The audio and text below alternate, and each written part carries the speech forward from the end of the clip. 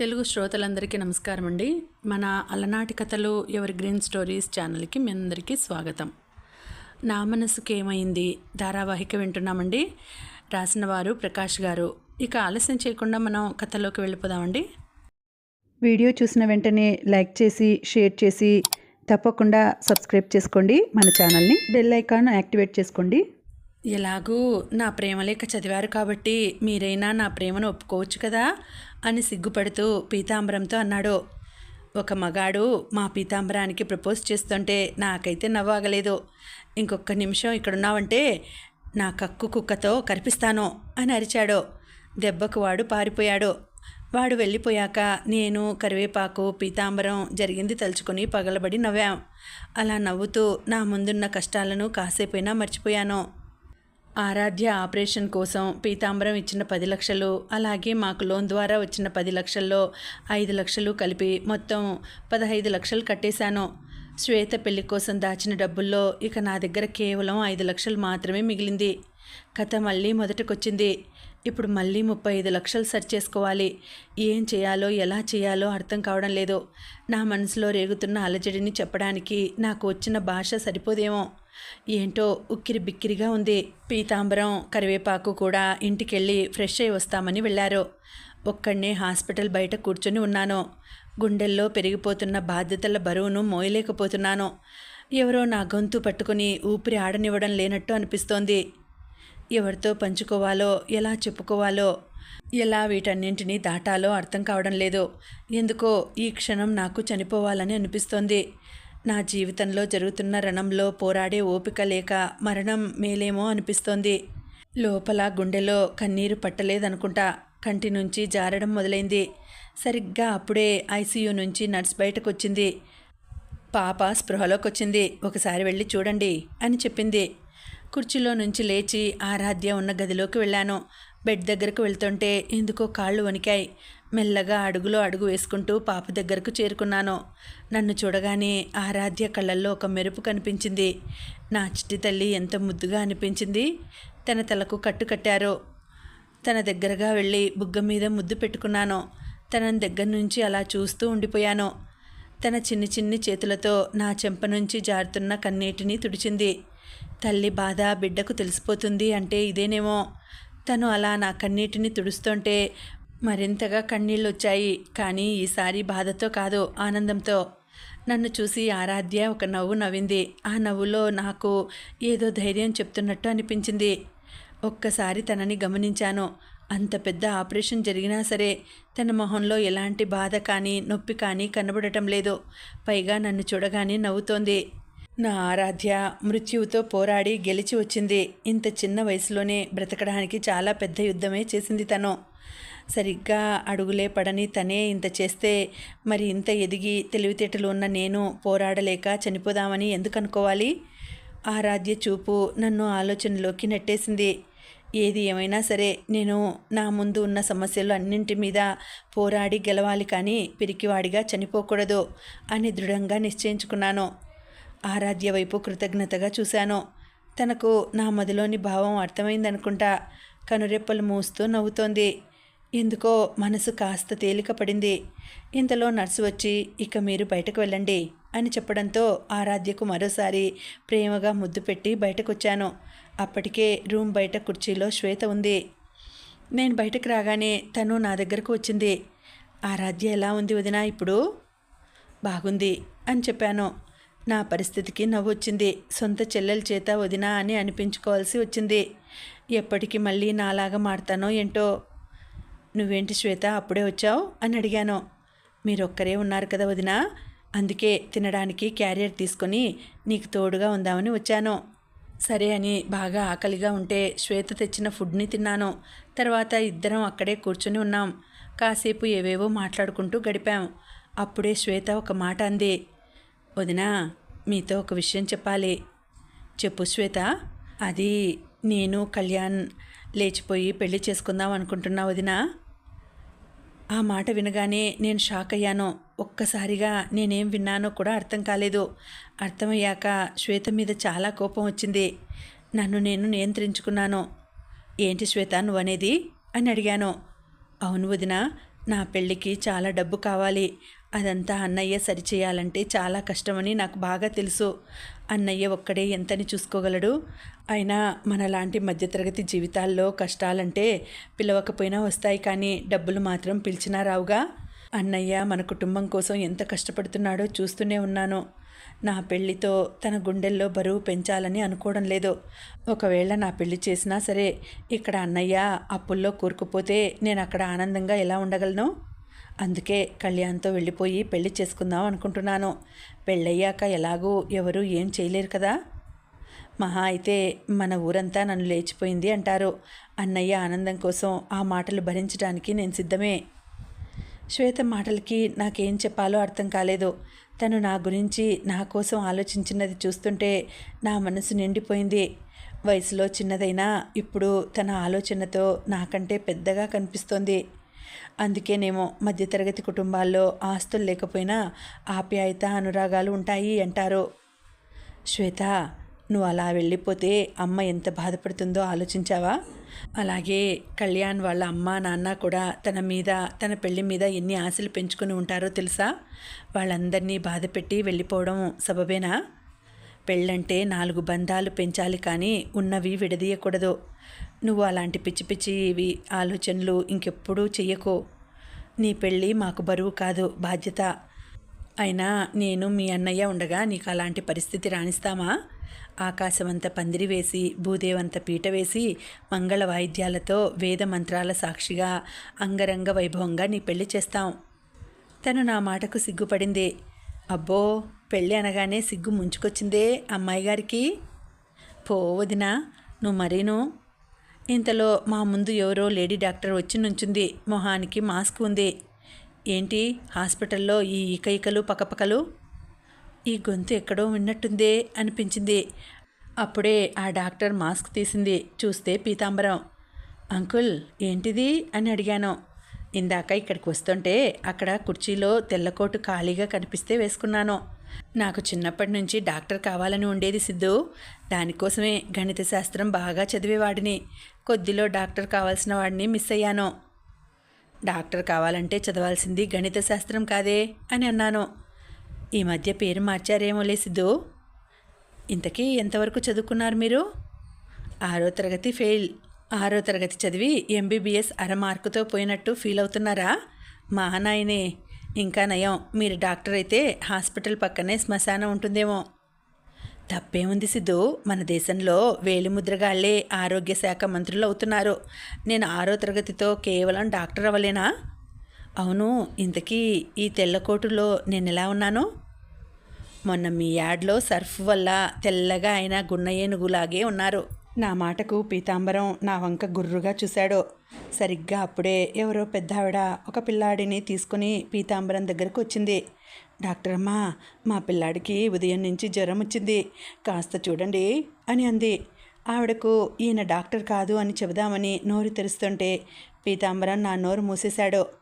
అదేదో NASA scientist లాగా ఆ పిల్లాడి నాడి, గుండె చప్పుడు, కళ్ళు చూశాడు. కాసేపటికి సినిమాల్లో ఆపరేషన్ థియేటర్ నుంచి బయటకు వచ్చిన డాక్టర్ లాగా మొహం పెట్టాడు. మెల్లగా ఇలా చెప్పాడు. మీ అబ్బాయికి రంబతాంపి అనే కొత్త రకం వైరస్ వచ్చిందమ్మా. అయ్యో, దీనికి మందు లేదా డాక్టర్? ఉంది. మీ పిల్లాడి కాళ్ళు పైకి చేసి తల క్రిందకు పెట్టి పెర్ర మీద 3 దెబ్బలు వేయండి. క్షణాల్లో జ్వరం తగ్గిపోతుంది. ఇప్పటి నుంచి స్కూల్కి వెళ్లే ముందు ఎప్పుడు జ్వరం వచ్చినా ఇదే చేయండి అని చెప్పాడు. మీ రుణం ఈ జన్మలో తీర్చుకోలేను డాక్టర్ గారు. మీ ఫీజు ఎంత? దీనికి ఫీజు అక్కర్లేదు, మీరు వెళ్ళండికా అని పీతాంబరం అనడంతో వాళ్ళు వెళ్ళిపోయారు. నేను, శ్వేత ఏం జరిగిందో అర్థం కాక ఆశ్చర్యంగా చూస్తున్నాం. అంకుల్, అదేంటి అలా చెప్పారు? మీరు చెప్పినట్టు చేస్తే ఆ పిల్లాడికి ఇంకా జ్వరం ఎక్కువ అవుతుందేమో. జ్వరం ఉంటే కదా ఎక్కువ అవ్వడానికి. వాడికి వైద్యం చేస్తుంటే ఉల్లిపాయ వాసన వచ్చింది.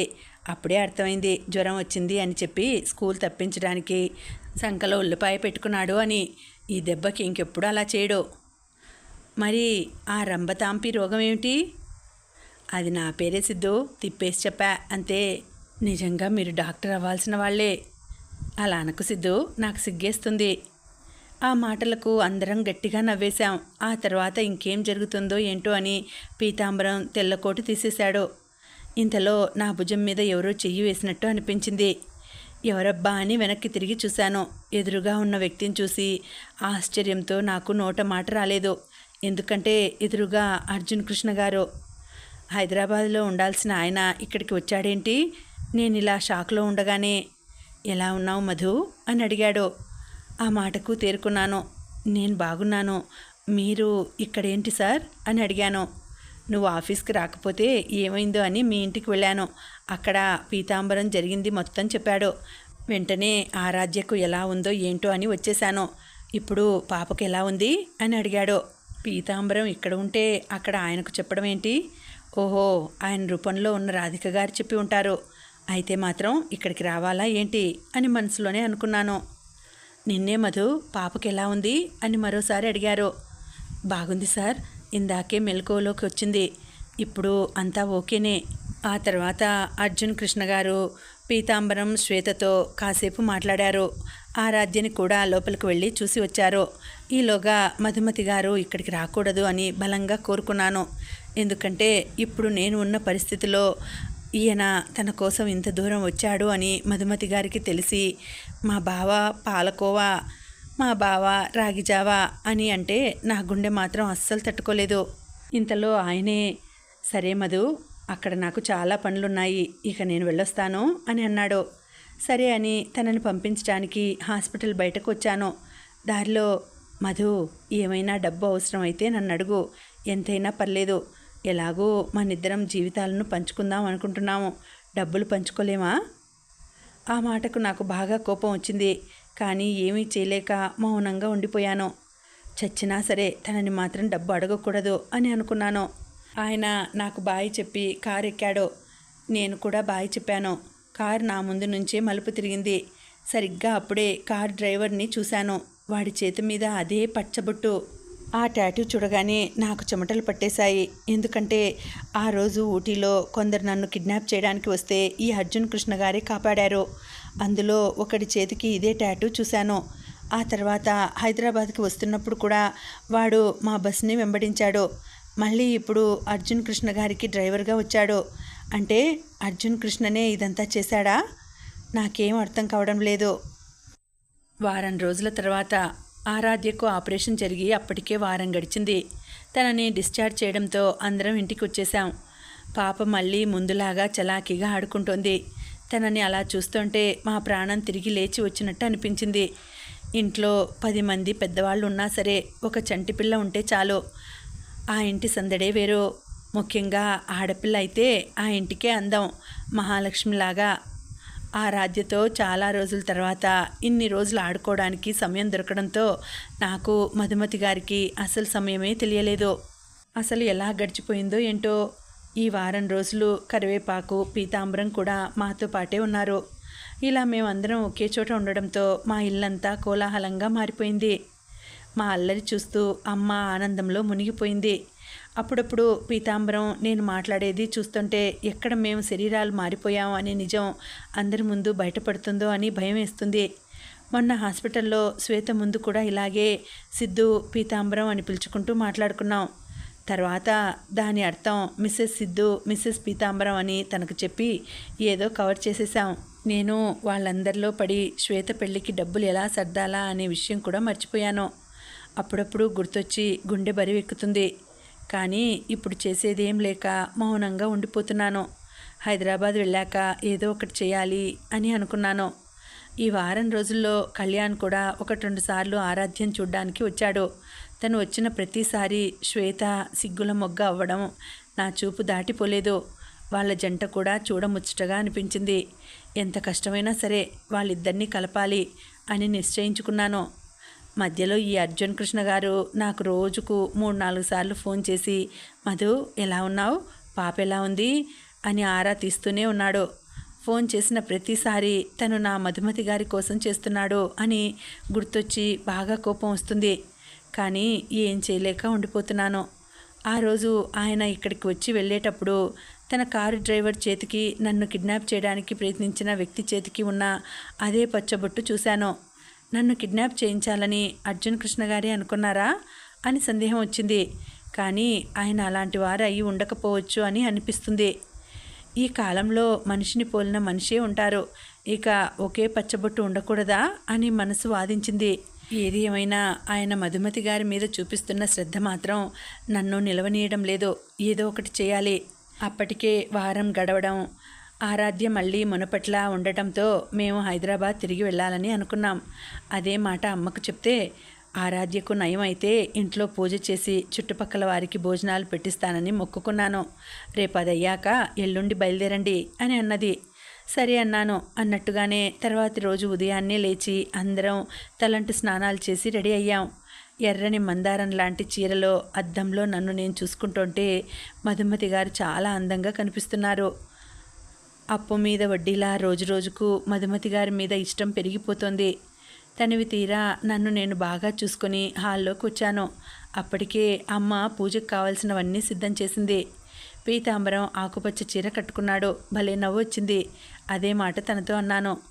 లుంగీ కట్టుకొని చెరువు గట్టు మీద కూర్చునేవాడిని పట్టు చీర కట్టించావు. వడ తినేవాడికి జడ వేయించావు. గాజు సీసాలో మందు తాగేవాడికి గాజులు వేయించావు. ఈ పాపం ఊరికే పోదురా అని అన్నాడు. ఆయన మాటలకు నేను మనసులోనే తెగ నవ్వుకున్నాను. ఇంతలో పూజారి రావడంతో పూజ మొదలైంది. ఆయన ఏవేవో మంత్రాలు చదువుతూ పూజ చేస్తున్నాడు. దీపాలు శాంతి అవుతాయేమో అని ఫ్యాన్ వేయలేదు. అసలే ఉక్కపోతగా ఉంది. మధ్యలో ఈ చీర బరువేమో కేజీకి తక్కువ ఉండదు. దురద పుట్టినా గోక్కోవడానికి అవకాశం లేదు. ఇదే బరువు అంటే మళ్ళీ వీటి మీద నగలు కూడా. అమ్మో, ఇంత బరువు ఈ ఆడవాళ్ళు ఎలా మోస్తున్నారో ఏంటో. ఏదైనా సరే అనుభవిస్తే కానీ తెలియదు అంటే ఇదేనేమో. ఇలాంటి ఫంక్షన్స్కి చంటి పిల్లలతో వెళ్ళిన ఆడవాళ్ల పరిస్థితి మరీ దారుణమేమో అనిపిస్తుంది. నిజంగా ఇన్ని మేనేజ్ చేయడం అంటే మాటలు కాదేమో. చివరకు పూజ అయిపోయింది. నేను, మధుమతి గారు పూజారి కాళ్లకు నమస్కారం చేశాము. ఆయన నన్ను చూసి మధుమతి గారిని నా పాపిడి మధ్యలో కుంకుమతో బొట్టు పెట్టమన్నారు. మేమిద్దరం ఒకరి మొహాలు ఒకరు చూసుకున్నాం. అందరూ మా వంకే చూస్తున్నారు. ఇక తప్పక మధుమతి గారు కుంకుమ తీసుకొని బొట్టు పెట్టారు. అలా పెట్టే సమయంలో తన చేతులు వణికాయి. ఇద్దరం ఒకరి కళ్ళల్లోకి ఒకరు చూసుకున్నాం. ఒక్కసారిగా ఎందుకో మనసంతా ఏదోలా అయింది. తెలియని లోకంలోకి వెళ్ళిపోయాను. మా బంధం బలపడుతుందా? అబద్ధంగా మొదలైన మా ప్రయాణం నిజమవబోతోందా? కాలమే సమాధానం చెప్పాలి. మధుమతి గారి కళ్ళల్లో కూడా ఆనందం, ఆశ్చర్యం మధ్యలో తెలియని ఒక భావం కనిపించింది. తర్వాత వచ్చిన అందరికీ భోజనాలు పెట్టి మేము తినేసి ఇల్లు క్లీన్ చేసేలోగా సాయంత్రం అయింది. బాగా అలసిపోవడంతో త్వరగానే అందరం బెడ్ ఎక్కేశాం. ఆరాధ్య అమ్మతోనే పడుకుంది. నేను, మధుమతి గారు మాత్రం ఒక గదిలో పడుకున్నాం.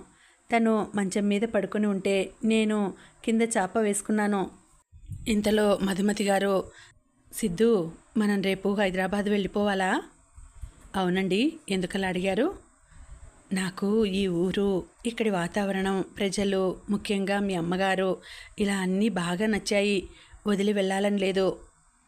ఆ మాటకు చాలా సంతోషంగా అనిపించింది. నాకు వెళ్ళాలని లేదు, కానీ వెళ్ళక తప్పదు కదండి. అవును సిద్ధు, ఉద్యోగం కోసం నగరం వెళ్ళిన ప్రతి ఒక్కరూ పండక్కి సొంతూరు వచ్చి తిరిగి వెళ్ళిపోయే సమయంలో మనలాగే బాధపడతారేమో. అంతే అండి, మనసు ఒక చోట, మనిషి ఒక చోట. సిద్ధు, ఈరోజు నీ నుదుటి మీద బొట్టు పెట్టమన్నారు కదా, అసలు కుంకుమ ఎందుకు పెట్టుకుంటారు అని అడిగింది. అది ఇప్పటి ఆచారం కాదండి, కొన్ని వేల సంవత్సరాల క్రితమే మొదలైంది. రామాయణ కాలంలో సీతాదేవి కూడా నుదుటిన సింధూరం పెట్టుకున్నారు అని మన పురాణాలు చెప్తున్నాయి. సింధూరం అనేది పసుపుతో కలిపి తయారు చేస్తారు. దానిని మన నుదుటి మీద పెట్టుకుంటే అది మన రక్త ప్రసరణ, బీపీని సాధారణంగా ఉండేలా చూస్తుంది. అందుకే గుడికి వెళ్ళిన అందరూ కుంకుమ నుదుటిన పెట్టుకునే ఆచారం మొదలైంది. అలాగే శివుడికి మూడో కన్ను మాదిరి మనందరికీ కూడా రెండు కనుబొమ్మల మధ్యలో ఆజ్ఞాచక్రం ఉంటుంది. మనలో ఆందోళన, వేడి, కోపం, తలనొప్పి, కోరికలు ఇలా ఎన్నింటికో అదే కారణం. అందుకే మన పూర్వీకులు ఏం చేశారంటే అలాంటి చోట కుంకుమ పెట్టుకోవడం మొదలుపెట్టారు. అది ఉన్న చోటును ఎల్లప్పుడూ చల్లగా ఉండేలా చేస్తుంది. తద్వారా మన శక్తి అనవసర విషయాలకు కోల్పోకుండా శాంతంగా ఉండగలుగుతాం. మన దేశంలో పుట్టిన ప్రతి ఆచారం వెనుక ఖచ్చితంగా ఏదో ఒక మంచి ఆలోచనే ఉంటుంది అని నాకు తెలిసిన విషయం చెప్పాను. నాకు ఆ విషయమే తెలియదు సిద్ధు, చాలా బాగా చెప్పావు. అవును. ఏంటి అమ్మాయి గారికి ఇంకా నిద్ర రావడం లేదా? మెల్లగా అదే వస్తుందిలే సిద్ధు. ఈలోగా ఏదైనా మాట్లాడవచ్చు కదా? ఏం మాట్లాడమంటారు? నేను చెప్పాలనుకునేవా లేక మీరు వినాలనుకునేవా? రెండూ ఒకటి కాదా? చూస్తుంటే ఒకటే అనిపిస్తుంది. మరి చెప్పొచ్చుగా సిద్ధు. మనసుకు చెప్పాలని ఉన్నా భయం కప్పేస్తుంది. ఇద్దరి మనసులు ఒకటే అయినప్పుడు మరి భయం ఎక్కడిది? ఇద్దరి మనసులు ఒకటే అయినా అది నిజమని తెలుసుకునేదాకా ఈ భయం తప్పదులే. సిద్ధు, ఇంకో వారం రోజుల్లో నా పుట్టినరోజు రాబోతోంది. ఆ రోజు నేను నీకు ఒక ముఖ్యమైన విషయం చెప్తాను. అప్పటిదాకా సెలవు అంటూ ముసుగు కప్పుకొని పడుకుంది. మధుమతి గారు తన పుట్టినరోజు రోజున ఏం చెప్పబోతున్నారు? నేనంటే ఇష్టమని చెప్తారా? అది తలుచుకోగానే మనసు ఆకాశంలో ఉరకలు వేసింది. అలా ఊహల్లో విహరిస్తూ నేను మెల్లగా నిద్రాదేవి ఒడిలోకి చేరుకున్నాను. తర్వాతి రోజు తెల్లవారుజామునే హైదరాబాద్ వెళ్ళడానికి మా ప్రయాణం మొదలైంది. మళ్ళీ ఆలస్యం అయితే ఆరాధ్య లేస్తుంది. తను లేచిన తర్వాత మేము వెళ్తున్నామని తెలిస్తే తను ఏడుస్తుంది. అందుకే తను లేవకముందే వెళ్ళిపోవాలని అనుకున్నాం. అమ్మను, ఆరాధ్యను, ఊరిని, ఇంటిని వదల్లేక ఇక్కడే ఉండలేక బరువెక్కిన గుండెతో అందరికీ వీడ్కోలు చెబుతూ మా కారు ముందుకు కదిలింది. అలా కాసేపు వెళ్ళిన తర్వాత అందరికీ ఆకలి వేయడంతో కారు ఒక హోటల్ దగ్గర ఆపి అందరం తినేసాం. మధుమతి గారు ఇప్పుడే వస్తానని పక్కకు వెళ్ళారు. సరిగ్గా అప్పుడే నాకు ఒక కొత్త నంబర్ నుంచి ఫోన్ వచ్చింది. ఎవరా అని అనుమానంగా లిఫ్ట్ చేశాను. బాగా ఎంజాయ్ చేస్తున్నావా మధు? ఆ గొంతు వినడం అదే మొదటిసారి. ఎవరో అర్థం కాలేదు. ఎవరు మీరు అని అడిగాను. నేనెవరో తెలుసుకొని ఏం చేస్తావు? అయినా ఆ రోజు నీ మీద యాసిడ్ పోయించా, తప్పించుకున్నావు. మరోసారి కారుతో గుద్దించా. ఈసారి నువ్వు చనిపోయావు. అక్కడితో నీ కథ ముగిసిపోయింది అని అనుకున్నాను. కానీ నువ్వు చావలేదు, ఇంకా బ్రతికే ఉన్నావని ఈ మధ్య తెలిసింది. ఈసారి ఆ పొరపాటు అస్సలు చేయను. తొందరలోనే ఆ దేవుడి దగ్గరకు పంపిస్తాను. ఇప్పుడు ఈ విషయం ఎందుకు చెప్తున్నాను అనుకుంటున్నావా? ఎప్పుడు ఎలా చంపుతానో తెలియక నువ్వు ప్రతి క్షణం భయపడాలి. అది చూసి నేను సంతోషించాలి అని చెప్పి ఫోన్ పెట్టేశాడు. ఒక్కసారిగా నేనేం విన్నానో అర్థం కాలేదు. ఎవడు వీడు? మధుమతి గారిని చంపడం ఏంటి? నాకేం అర్థం కాలేదు. భయంతో చెమటలు పట్టేశాయి. గుండె వేగం కూడా పెరిగిపోయింది. ఇంతలో మధుమతి గారు వచ్చారు. ఏమైంది సిద్ధు, అలా ఉన్నావు? వాళ్ళంతా ఆ చెమటలేంటి? ఇప్పుడు ఈ విషయం చెప్తే మధుమతి గారు నాకంటే ఎక్కువగా భయపడతారో అనిపించింది. అందుకే చెప్పాలని అనుకోలేదు. ఏమీ లేదండి, బాగా వేడిగా ఉంది అంతే. సరే, కారు ఎక్కు, బయలుదేరదాం. అలా మా ప్రయాణం మళ్ళీ మొదలైంది. నా ఆలోచనలు కూడా. అసలు మధుమతి గారిని చంపేంత పగ ఎవరికి ఉందో అర్థం కావడం లేదు. ఇలా నేను ఆలోచనల్లో ఉండగా, ఇదిగో పీతూ, బోరుగా ఉంది, ఏదైనా మంచి పాట పాడు అని కరివేపాకు అన్నాడు. దానికి పీతాంబరం, గున్న మామిడి కొమ్మ మీద గూళ్ళు రెండున్నాయి, ఒక గూటిలోన కరివేపాకు, ఒక గూటిలోన కర్పూరముంది, కక్కేమో కోడిపుచ్చులా, కర్పూరం కాకి ముక్కులా, అయినా ఒక ఫేస్బుక్ రెండింటిని కలిపింది. ఆ పాట వినగానే కారులో అందరం కడుపుబ్బా నవ్వుకున్నాం. కరివేపాకు మొహం మాత్రం ఫ్యూజ్ పోయిన బల్బులాగా మాడిపోయింది. ఇలా నవ్వులతో సాగుతున్న మా కారును మధుమతి గారు సడన్ బ్రేక్ వేసి ఆపేశారు. అందరం ఏమైందా అని ముందుకు చూసాం. ఎదురుగా ఒక జంట రోడ్డు మధ్యలో నిలబడి లిఫ్ట్ అడుగుతున్నారు. అమ్మాయేమో చింపిరి జుట్టు, 2 జడలు, రూపాయి బిళ్ళంత బొట్టు, కాళ్లకు సైకిల్ ట్యూబ్ అంతా పట్టీలతో అందానికి అసూయ పుట్టేలా ఉంది. ఇక అబ్బాయేమో ఎర్ర ప్యాంటు, కడుపు పైదాకా వేసుకొని తాడు కట్టుకున్నాడు. పూల నీలం చొక్కా, కళ్లకు సంతలో కన్నా పసుపు కళ్ళద్దాలు పెట్టుకుని చూడటానికే కళ్ళు బైర్లు కమ్మేలా ఉన్నాడు. పైగా తన తల నుంచి ఆముదం కారిపోతోంది. ఎవరు మీరు? ఎందుకలా అడ్డంగా నిలబడ్డారు అని అడిగాం. నా పేరు నత్తి నూకయ్య, మా ఆవిడ పేరు పిచ్చి పుల్లమ్మ. మాకు కాస్త హైదరాబాద్ దాకా లిఫ్ట్ కావాలండి అని అడిగారు. సరే ఎక్కమని అన్నాం.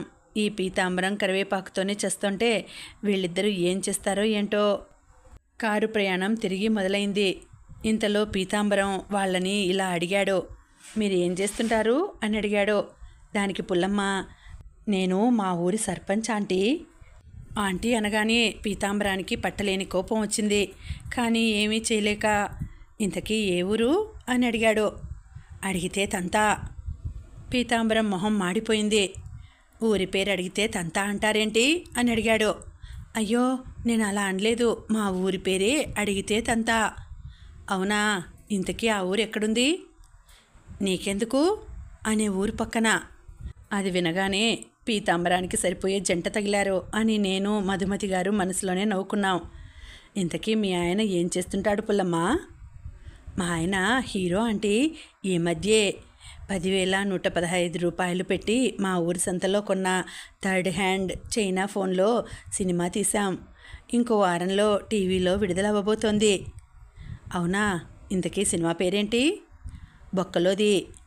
పీతాంబరం నూకయ్య వంక పైనుంచి కింద దాకా చూసి సరిగ్గా సరిపోయే పేరే పెట్టారు అన్నాడు. థ్యాంక్ పీస్ అండి అని అంటూ నూకయ్య పుల్లమ్మ సిగ్గుపడ్డారు. అప్పుడే నూకయ్య తల నుంచి చిన్నగా ఆముదం కారుతుంటే పుల్లమ్మ ప్రేమగా తన చీర కొంగుతో తుడిచింది. ఇంతలో నూకయ్య, నాదొక సందేహం అండి, అడగమంటారా అని పీతాంబరాన్ని అడిగితే అడగమని తల ఊపాడు. మీ పేరు మిస్సెస్ పీతాంబరం అన్నారు కదా, అంటే మీ ఆయన పీతలు అమ్ముతుంటారా అని అమాయకంగా అడిగాడు.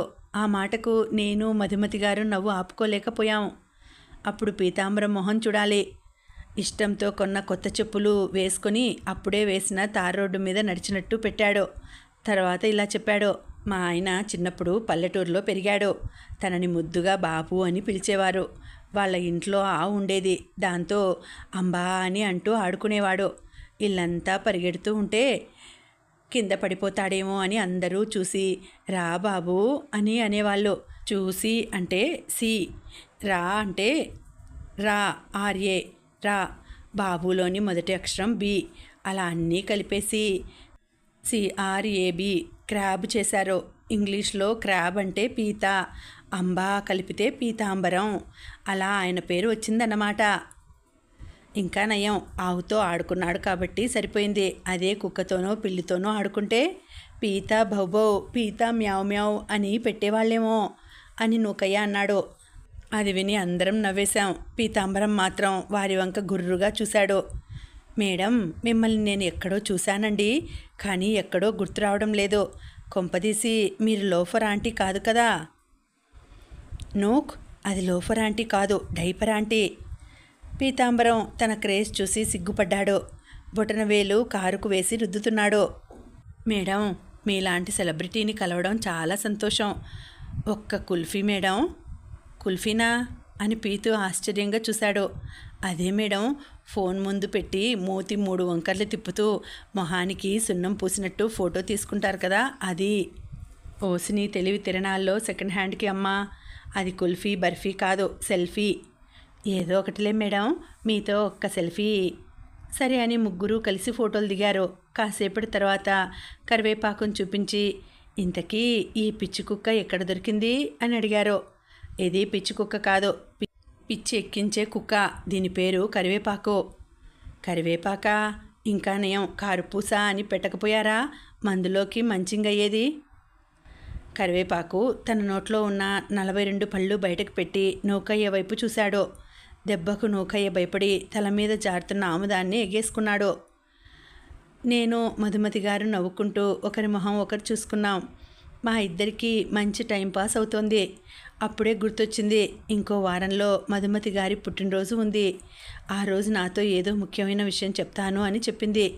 ఏం చెప్తుందా అని ఆతృతగా అనిపించింది. తనకు కూడా నేనంటే ఇష్టం అని చెప్తుందా? అలా చెప్తే ఆనందంతో నా గుండె పట్టదేమో.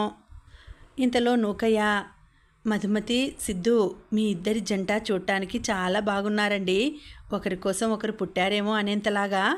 ఆ మాట వినగానే ఎందుకో తెలీదు, కానీ నా మొహం ఆనందంతో వెలిగిపోయింది. మనసులోనే తీన్మార్ డ్యాన్స్ వేసుకున్నాను. మధుమతి గారి వంక చూశాను. తన మొహంలో కూడా సంతోషంతో కూడిన భావం కనిపించింది. కానీ నేను చూడగానే ఏమీ తెలియనట్టు ఆపేసింది. ఈ అమ్మాయి ఉందే, మనసులో ఏముందో అస్సలు బయటపడదు. మనిషి మీద మాత్రం ప్రేమ చూపిస్తుంది. తను చూపించే ప్రేమ అర్థమవుతుంది. దాన్నే మాటల్లో కూడా చెప్తే మనసు మరింత ఆనందిస్తుంది కదా. ఆ క్షణం కోసం ప్రతి క్షణం ఎదురు చూస్తున్నాను. అలా ఆలోచనలలో సాగుతుండగా అప్పటికే లంచ్ సమయం అవడంతో కారు ఒక హోటల్ దగ్గర ఆపారు. అందరూ దిగి హోటల్లోకి వెళ్తున్నారు. నేను కూడా వెళ్తుంటే మధుమతి గారు నన్ను ఆపేశారు. ఏమైందండి అని అడిగాను. సిద్ధు, నా దగ్గర ఒక విషయం దాస్తున్నావు కదా అని అన్నారు. కొంపదీసి నేను ప్రేమిస్తున్న విషయం తెలిసిపోయిందా అని మనసులోనే అనుకుని, నేనా దాచటమా? అబ్బా, యశోద మన్ను తిన్నావా అని అడగగానే చిన్ని కృష్ణుడు నేనా అని అడిగినట్టు భలే అడిగావే. నేను అన్నీ చూస్తున్నాను. ఇందాక ఉదయం నీకెవరో ఫోన్ చేశారో, ఆ ఫోన్ మాట్లాడగానే బాగా టెన్షన్ పడ్డావు. అప్పుడే అడుగుదాం అనుకున్నా, అక్కడ అందరూ ఉండడంతో అడగలేకపోయాను. ఎవరు ఫోన్ చేశారు? అసలు ఏమైంది సిద్ధు? తనకి నిజం చెప్పాలా వద్దా అని నాలో నేనే ఆలోచిస్తూ ఉన్నాను. సిద్ధు, నా దృష్టిలో ఎప్పుడైతే నేను నీ శరీరంలోకి వచ్చానో అప్పుడే మన బంధంలో నా అక్షరాలు మాయమై మన అనే పదం మొదలైంది. నీ మనసులో కూడా అదే ఉంటే చెప్పు, లేదంటే వద్దు. అంత మాట ఎందుకండి, మొత్తం చెప్తాను అని యాసిడ్ పోయడం, యాక్సిడెంట్ జరగడం, ఇందాక ఎవడో ఫోన్ చేసి అదంతా నేనే చేయించాను అని చెప్పడం, మొత్తం తనకు పూసగుచ్చినట్టు చెప్పాను. విన్న తర్వాత మధుమతి గారు కాసేపు షాక్లో ఉండిపోయారు. ఏంటి సిద్ధు నువ్వనేది? నాకు తెలిసి నేను ఎవరికీ ఎలాంటి అన్యాయం కానీ మోసం కానీ చేయలేదు. మరి నన్ను చంపడానికి అంతగా పగ ఎవరు పెంచుకుని ఉంటారు? నాకేం అర్థం కావడం లేదు. అయినా ఇదంతా ఇప్పటిదాకా ఎందుకు చెప్పలేదు? చెప్తే మీరు ఎక్కడ భయపడి బాధపడతారో అని. నేను బాధపడతానని నీలో నువ్వు బాధపడుతున్నావా? సిద్ధు, నువ్వు కలలో బాధపడినా సరే ఇక్కడ నా కళ్ళల్లో నీళ్లు తిరుగుతాయి. ఇంకెప్పుడు ఇలా చేయకో. అయినా ఏం కాదులే, నా సిద్ధు నా పక్కన ఉన్నంత వరకు ఎవరు నన్ను ఏమీ చేయలేరు. పద, ఆకలేస్తుంది, వెళ్ళి తిందాం అని నవ్వుకుంటూ మధుమతి గారు వెళ్ళిపోయారు. నా మనసు మాత్రం మేఘాల్లో తేలిపోయింది. ప్రేమనిస్తే ఎంత హాయిగా ఉంటుందో తెలియదు, కానీ అదే ప్రేమను పొందితే మాత్రం మదిలో కలిగే ఆనందం 100 ఇంద్రధనస్సులు ఒకేసారి వచ్చినంత రంగురంగులుగా ఉంటుంది అని ఇప్పుడిప్పుడే అర్థమవుతోంది. అలా నవ్వుతూనే హోటల్లోకి వెళ్ళాను. అక్కడ నూకయ్య సర్వర్తో గొడవ పడుతున్నాడు. ఏమైంది నూక్, ఎందుకు అరుస్తున్నావు అని అడిగాను. చూడండి, ఆకలిస్తుంటే ఫుడ్ ఆర్డర్ ఇచ్చాను, కానీ వీడు ఏం చేశాడో తెలుసా? మీరే అడగండి. ఏమైందయ్యా అని సర్వర్ని అడిగాను. పాపం వాడు బిక్కమొహం వేసుకుని, సార్ నూడిల్స్ కావాలి అన్నారు. సరే అని తెస్తే అవన్నీ చిక్కులు పడి ఉన్నాయి, ముడులు తీసి తీసుకురమ్మంటున్నారు. వాడి పరిస్థితి చూసి నాకు నవ్వు వచ్చింది. సరే, ఇది తీసుకెళ్ళి ఎగ్ రైస్ తీసుకొని రాపో అని చెప్పాను. నాకు ఎగ్ రైస్ వద్దు, పూర్తిగా నాకు అందరూ కావాలి. నూకయ్య ఏం అడుగుతున్నాడో అర్థం కాక నేను సర్వర్ ఒకరి మొహం ఒకరు చూసుకున్నాం. అప్పుడు నూకయ్య ఇలా అన్నాడు. ఓ, మీకు ఎంగిలి పీస్ రాదు కదా? పూర్తిగా అంటే ఫుల్లు, నాకు అంటే మీ, అందరూ అంటే ఆల్, మొత్తం కలిపితే ఫుల్ మీల్స్. నూకయ్య తెలివి చూసి నవ్వాలో ఏడవాలో అర్థం కాలేదు. నూక్, అందరూ నీ అంత తెలివైన వాళ్ళు ఉండరు కదా, కాస్త అందరికీ అర్థమయ్యేలా చెప్పు. సరే అండి, ఫుల్ మీల్స్తో పాటు 2 శాలు కూడా తీసుకురమ్మనండి అని అన్నాడు.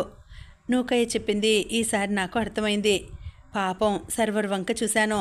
సర్వర్ తల గోక్కున్నాడు. వాడు ఇంకాసేపు ఇక్కడే ఉంటే పిచ్చి పట్టేలా ఉంది. 2 దోశలు తీసుకురాపో అని చెప్పి పంపించేశాను. తర్వాత అందరూ అక్కడే భోజనం చేసేసి తిరిగి బయలుదేరాం. మధుమతి గారి వంక చూశాను. ఇందాక నేను చెప్పిన విషయమే ఆలోచిస్తోంది అనుకుంటా. అంటే ఆ శత్రువులు ఎవరై ఉంటారా అని నాకెందుకో భయంగానే ఉంది. తనకేమైనా అవుతుందా అని. తొందరగా వాళ్ళెవరో కనిపెట్టాలి. ఎవరైనా మమ్మల్ని వెంబడిస్తున్నారా అని మాటిమాటికి కారు అద్దంలో నుంచి అందరినీ గమనిస్తున్నాను. కానీ అలాంటిదేమీ లేకపోవడంతో మనసు కాస్త కుదుట పడింది. ఇంతలో, నూకయ్య, మీ బొక్కలోది సినిమా విడుదల అంటున్నావు కదా, మా కోసం అందులోని ఒక పాట పాడొచ్చు కదా? పీతాంబరం అలా అడగగానే నూకయ్య గొంతు సవరించుకున్నాడు. ఉప్పెన సినిమాలో నీ కన్ను నీలి సముద్రం పాటను మేము రీమిక్స్ చేశాం, మీకోసం అది పాడతాను అని పాడటం మొదలుపెట్టాడు. నీ కన్ను కప్పులో కాఫీ, నా మనసేమో అందులో పడిపోయిన ఈగ, నీ నవ్వు గూట్లోని బెల్లం, నీ వైపుకు వచ్చేటి చీమే నేను, తెల్లబడిన తల జుట్టుకే తల జుట్టుకే రంగేసుకు వచ్చానులే నిన్ను పడేయడానికే కారేలా ఆముదమే రాసా ఏనుగులాంటి నీ నడకకే నా గుండెల్లో భూకంపమే బురదలో పందిలాగా నేను దొర్లుకుంటూ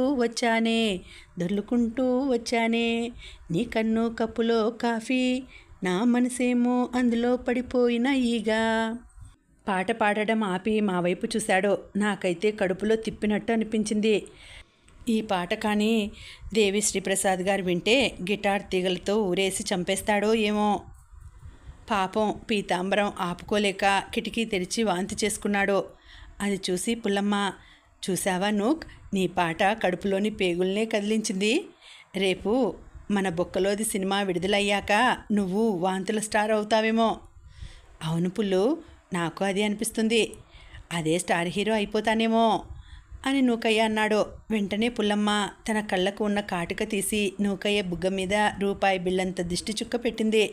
ఓరి నీ అమ్మ కడుపులు మాడా, మీరెక్కడ తగిలారా నాకు?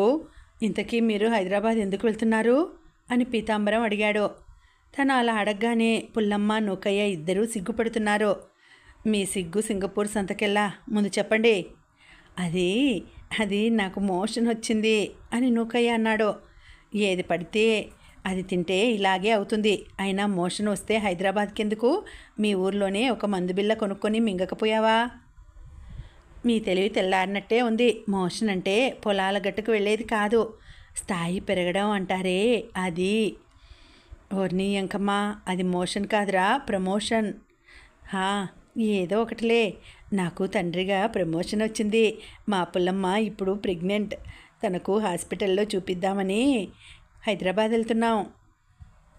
ఓహో, అయితే తొందరలోనే బుల్లి పుల్లమ్మో నూకయ్యో ఎవరో ఒకరు రాబోతున్నారన్నమాట. ఒక్కరు కాదు, డబల్ ధమాకా. స్కానింగ్లో మాకు కవల పిల్లలు అని తేలింది. సరిపోయింది, మీ ఇద్దరిని భరించడమే కష్టం. ఇంకో ఇద్దరంటే యుగాంతం ఎక్స్ప్రెస్ వేగంతో వచ్చినట్టే. ఊరుకోండి డైపర్ ఆంటీ, మరీ అంతలా మమ్మల్ని పొగడకండి. ఆ మాటకు కారులో ఉన్న అందరం నవ్వేశాం. అలా మా అందరి నవ్వులతో సరదాగా మా ప్రయాణం సాగిపోయింది. సాయంత్రం 6 అవుతుండగా హైదరాబాద్ చేరుకున్నాం. నత్తి నూకయ్య, పిచ్చి పుల్లమ్మ దారిలోనే వాళ్ళకు తెలిసిన వాళ్ళ ఇల్లు ఉందని దిగిపోయారు. మేము కూడా మా ఇంటికి చేరుకున్నాం. ఫ్రెష్ అయ్యి అలా బాల్కనీలోకి వచ్చాను. ఎందుకో ఈ రోజంతా సరదాగా గడిచిపోయింది. మధుమతి గారితో నేను మరింత దగ్గర అవుతున్నాను. అప్పుడే అసలు సంగతి గుర్తొచ్చింది. అదే శ్వేత పెళ్ళి. డబ్బులు సరిచేయాలి. ఎలానో ఏంటో అస్సలు అర్థం కావడం లేదు.